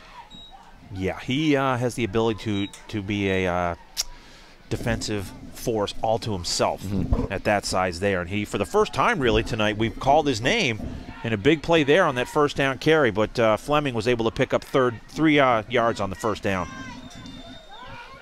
2nd and 7, they get the ball to the 27. Line stacked up on the left side. Fleming, QB keeper, finds an open hole, able to get through it, and then spun off a tackle, getting past the 35 for a Fredman 1st down. 6:08 to go. Great job by Fleming. The heads up, as soon as he got into the secondary, wrapped the football up with both arms to keep the legs moving and pick up that 1st down to the 36-yard line. And in these moments, you want to put the football in the hands of your best player. And that has been number 9, Danny Fleming, tonight and all season long.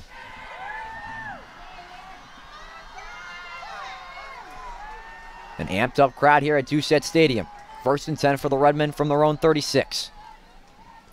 Stretch play left side to Arbogast, taken down in the backfield by number 64, Ryan Cohen. It just has not been Arbogast's night tonight. One of the Redmen slow to get up, number 44, Isaiah Penna. And Penna's been a stalwart all night long on the defensive side of the football for the Redmen here tonight. They're going to need him out there on the offensive side. Let's hope he's okay. He's been one of the go-to tight ends this season. Has played very large in the run game. That carry by Arbogast lost a few yards on that first down carry. Probably lost 4. They stretched it out to the left side, but the Buccaneers were there to meet him, especially the junior Ryan Cohen. And we talk about how young this Bedford team is. Just 6 seniors on this year's squad, a majority being the juniors. They're looking very good for the future. Yeah, and you can see why they're riding that 6-game win streak coming into this ball game, losing their opener and then winning the next 6. You can show that this team has been no fluke in the DCL. Controlled a majority of their opponents in the conference. And now trying to take advantage now in the Merrimack Valley Conference to upset the Redmen. Isaiah Penn is able to come off the field under his own power, so that's a good sign for the Redmen here, late stages of this 4th quarter. Arbogast losing 4 yards in that run, the clock ticking under 5:30. 2nd and 14.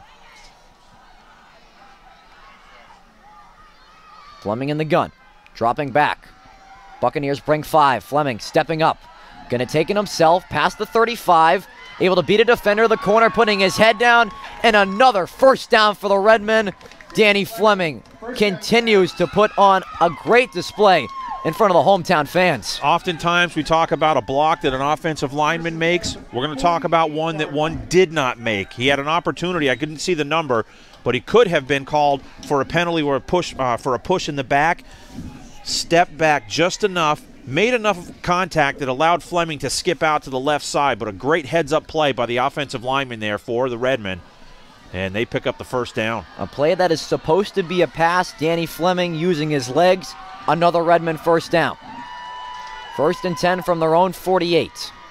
Down by 7 here in the round of 16, trying to advance to the state quarterfinals. Gun once again. Fleming, same play. Going to put his head down this time, get over midfield. As he runs into a sea of white there, and they're going to mark him down at the 49 for forward progress. We are under 5 minutes to play in this 4th period, and Bedford with that 7-point lead, 28-21. Again, I believe all 3 timeouts in the pocket for Tewksbury. Either side, I believe. Both sides, yep. Got to keep an eye on that clock as it continues to wind down. The Redmen strictly running plays here in this drive, and of course that's going to keep the clock moving. Like you said, we're waiting for that play action pass where they try to hit him deep. Fleming in the eye. Dorigo behind him, and then Arbogast behind Dorigo. Here it is. Fleming going to roll out to the right. Pass is picked off. It's intercepted by Naylor. Running back to his own side of the field, pulled down by his left hand. And Charles Naylor gets the ball for the Buccaneers. And what an interception it was, though. Athletic play. Full extension of his hands after the jump. Without question. Fleming tried to fit that in between 2 defenders, and Naylor just said, nope, I'm going to intercept this right out of the sky, and he did. Great play defensively. And there was a Redmond receiver just a tad behind him. That wouldn't have been a prime spot to catch that and run into Bedford territory. Now it's all about clock, and with 3 timeouts for the Redmen, it's all about keeping them without picking up a first down. 4:06 left in the 4th. 1st and 10 for the Buccaneers from their own 47. Miles. Contain inside midfield, probably about only a yard on that first down carry. But as you said, all about clock management here. Both teams with 3 timeouts. And you'll see Bedford milking the clock as best they can, taking as much time as they can. Pass out to the left side for Naylor. Looking for a few tackles, spun down by number 56, Jack Donovan. Donovan came out of there with the football, pleaded his case unsuccessfully to the official. 3rd down and 3. So they get 6 yards up to the 44. 3rd and 3 with under 3:15 to go in the game.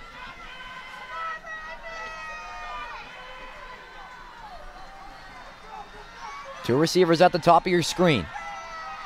Morrison in the gun. Miles to his right.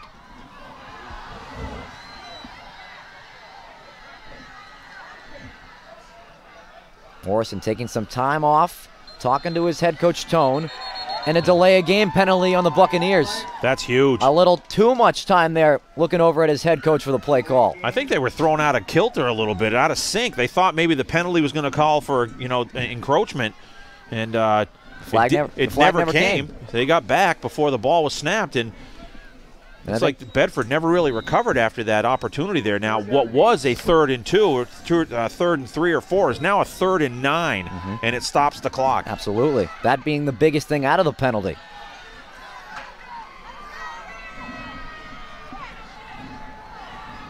Almost every person on their feet here at Doucette Stadium as we're inside 3 minutes.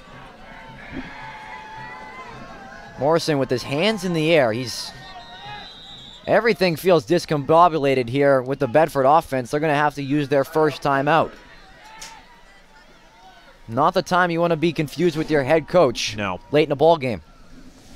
But if you are Bedford, you want to be sure you're making the right play call in this situation here in a 3rd and 9, 2:50 left in the 4th quarter and up by 7. So they burned 1 timeout. They have 2 left. There is no 2-minute warning here, so they not in high school football. Cannot rely on that. So it is 2 timeouts left for Bedford, all 3 for Tewksbury. And now the situation becomes stopping them here on this 3rd and long. And really, you want to keep it, a short yardage gain. So they have the decision to make: do we go for it or do we punt the football away? But if they gain 7 or 8 of those 9 yards, more than likely they're going to go for it, and that could be the deciding factor here tonight. You want to talk about deciding factor? Turnovers have been the deciding factor tonight. The Redmen with 3. Bedford hasn't turned the football over at all tonight. Yep, and if you play mistake-free football like that, you're going to be up 7 with under 3 minutes to go. And that's the situation the Buccaneers are in. 3rd and 9 from their own 49. Morrison out to the right side. Comeback route. The pass is caught. First down for the Buccaneers. Caught by Naylor on a comeback route against Fleming. Naylor got the possession of the football on the interception, and a big reception on 3rd and 9 on the ensuing drive here for the Buccaneers. And that's a backbreaker for the Redmen. Time keeps ticking. Could it be the nail? Maybe a little too early for that. I hope not. His last name is Naylor. But let's hope not. Still plenty of time. Someone make that play defensively for the Redmen. Ball on the Redmen 41. Redmen go all out on the pressure, taking down Miles right at the 41, just getting back to the line of scrimmage. Clock will stop. Brian Elwer going to take his first timeout. Maybe a half a yard picked up on that first down carry. So now there's 2 timeouts for the Redmen. It's all about clock management at this point here with 2:10 left in this 4th period. I figure they're going to take the timeout after the next 2 plays. Get the football back hopefully with minute 20, minute 10, let's say. But as important as stopping the clock, it's keeping the Buccaneers in long yardage situation. If they get close to that first down yardage, 1 more first down and that might do it. That will end the game, definitely. The Redmond season, who's been almost perfect this year, had those 2 losses against some very tough opponents, Danvers and Andover, at the beginning of the season and the tail end of the season. And then we just talked about the momentum that the Buccaneers have been riding all this year. Started the season 1-1, 6-game win streak into tonight. Currently up 7 on the 5-seeded Tewksbury Redmen, trying to go to the state quarterfinals.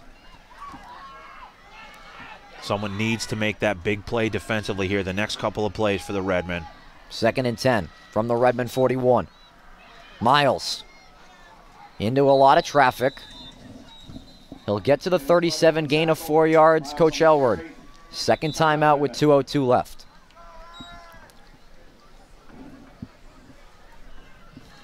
And this is going to be about a 3rd and 7, 3rd and 6. Yeah. First down marker being at the 31. And the ball spotted at the 37, so 3rd and 6. It's amazing how it comes down to this. You know, big plays on both sides of the football for both ball clubs tonight. Comes down to 2:02 left in a timeout situation. And really, it's, you know, the game of inches is now about 7 yards. That's it. One more first down might just be enough for the Buccaneers here tonight. And can't elaborate any more on how much we missed MIAA playoff football. We've been almost 2 years without it. Spent last year during COVID. We had the shortened Fall 2 season with teams mostly playing in their conference championships. But to have these conferences clash in the MIAA state tournament, it's what it's all about. Yep. You know? 3rd down and 6. And you can sense it here in the crowd at just that stadium right now. Absolutely. They are certainly sensing the urgency of these next couple of plays. 3rd and 7 from the Redmen 37.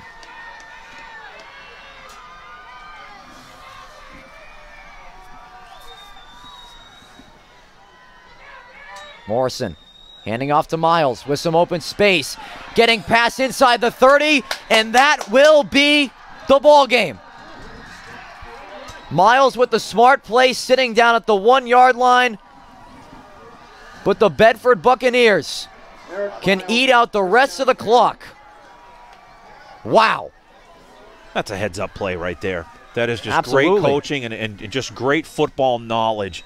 It's not about the score at this point. It's in your favor. It's about running the clock down. What a night it's been for Eric Miles. Gets in the end zone for the 22nd time this season. Could have made it his 23rd, but as you said, probably the most heads-up football move we've seen all night long. Just sitting down right at the 1. High football IQ is what you categorize that play right there. Athleticism to shed some tackles, take it downfield, and you realize it's not about the score right now. It's about getting the clock done, and he did that. Victory formation for Bedford. And the Redmen going to use their final timeout. I believe with the clock stopping at 1:08.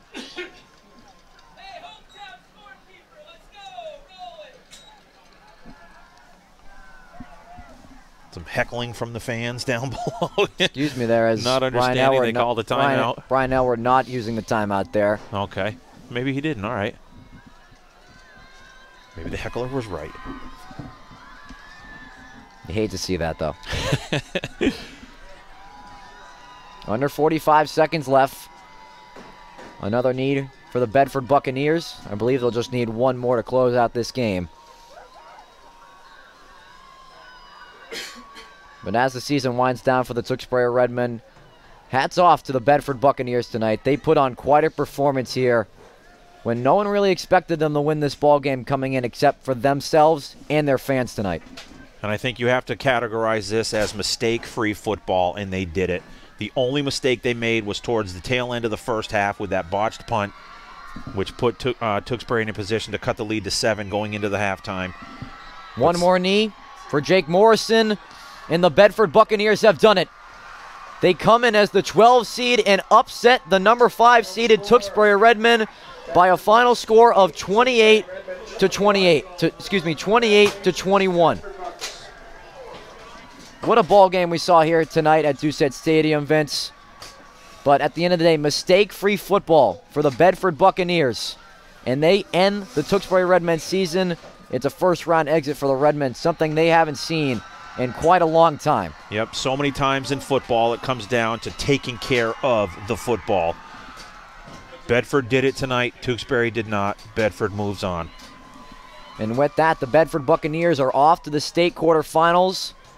They will take on the winner of Grafton and Marlboro. Grafton in control of that game right now. We're expecting Grafton to advance. And then the Buccaneers will travel to around Worcester, Mass. to take on Grafton in the state quarterfinals, the final 8 in Division 4.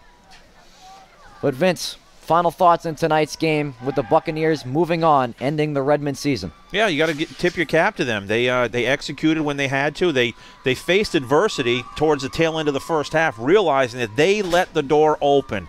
And Tewksbury ran right through that door, cut the lead to 7.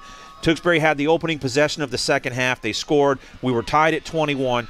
But since then, turnovers reared their ugly head, and that swung the game over to Bedford. They capitalized. At the end of the day, they played what we call, we've said it before, we're going to say it again, they played mistake-free football tonight in the turnover category. That was the difference in the ball game.